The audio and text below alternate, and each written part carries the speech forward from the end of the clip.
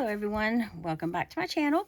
I am here to share my finished jewelry for the Jewelry Making Fun collab hosted by Deb Houck's Dahlia Designs, Jewelry and More.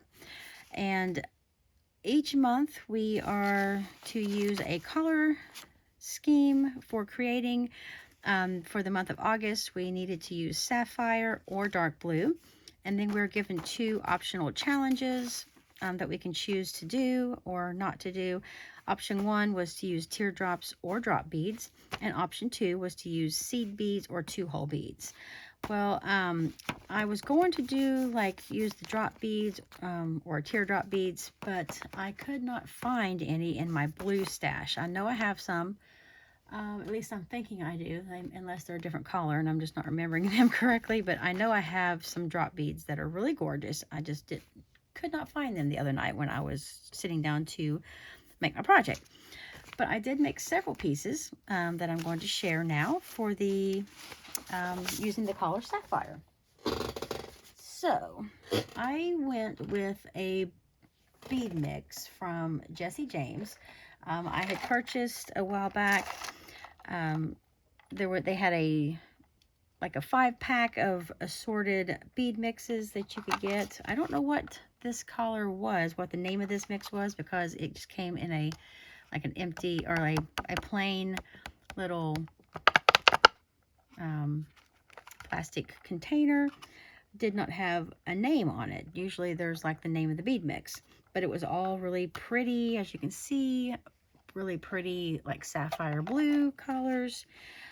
So I thought that was perfect to use for this collab. So what I have come up with, I made 2 pairs of earrings and a necklace. These earrings are rather hefty, chunky, because they are Jessie James, and I love the large, chunkier styled beads that they have in the majority of their bead mixes. So what I have first is this pair of earrings here.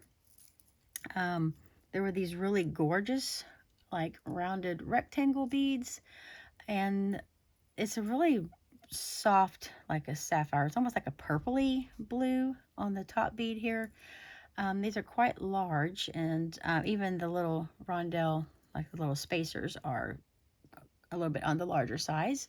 But I thought these turned out really, really pretty. So I just took some 18 gauge, actually it's 20 gauge wire, and made a little wrapped loop on the top and bottom. And then I attached there's a little cage bead here, and there's some blue crystals inside, if you can see that. And they're just loose and they float around in there. And I used a little spacer, tiny spacer ball, and then an itty bitty little daisy spacer at the top and bottom of these beads, and made these long dangly earrings. And they are very, very long. These earrings here are just a hair under 3 inches long from the top bead to the bottom dangle, so they're very long. They're not super heavy, but they are a little bit on the chunkier side. But I love big earrings like that, big chunky earrings. The next pair I think turned out really, really pretty. There were these really sort of dark, deep dark sapphire collar beads, and these are more of a frosted bead, which are really cool, like a matte sapphire bead. And these are giant faceted glass beads here, and they had these really pretty flower bead caps in the bead mix, and they almost just sit on top of the bead. I didn't try to squash them down to fit around the bead snugly. They just are like hats. They just kind of sit real lightly on the bead, which I think is really, really pretty. And then I just made just one long little, just took a head pin and just put all of that onto the head pin, and then just made a simple rounded loop at the top and added my ear wire. So these turned out really, really pretty. I love those. And these again are sort of heavy because these glass beads are kind of chunky. And my necklace that I made like a it's almost like a hanging disco ball. There were all these gorgeous, these I guess are more purpley blue than sapphire. But I just had to use them because look at all that sparkle on here. I mean, it looks just like a disco ball. And there were these, I used more, the last ones of these sort of milky looking purple blue beads, glass beads.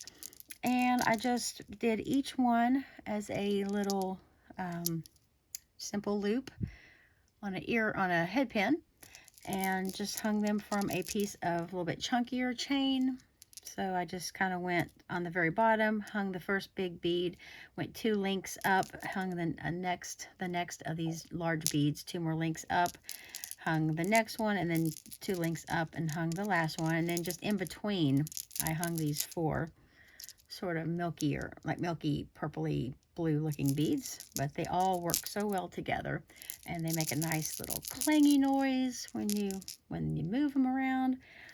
This necklace is a little bit heavier again because these are super weighty beads, but I knew as soon as I saw these 4 beads here that I really wanted to make like a hanging, kind of like a cluster necklace. I've really been into wanting to make the cluster things here lately. And so that's what it looks like. Almost sort of looks like a thing of grapes on the vine. And then just a simple little clasp on the end.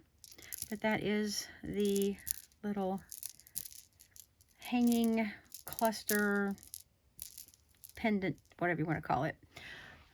And let me get these out here and where you can see them better. They hang that down there. And then here are the earrings that I made.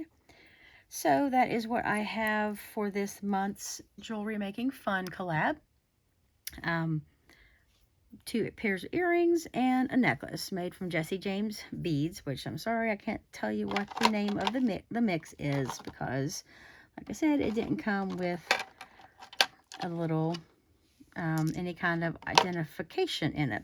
But then here's just 2 more of the beads that are left to play with. Those are absolutely gorgeous. I love the Jesse James beads.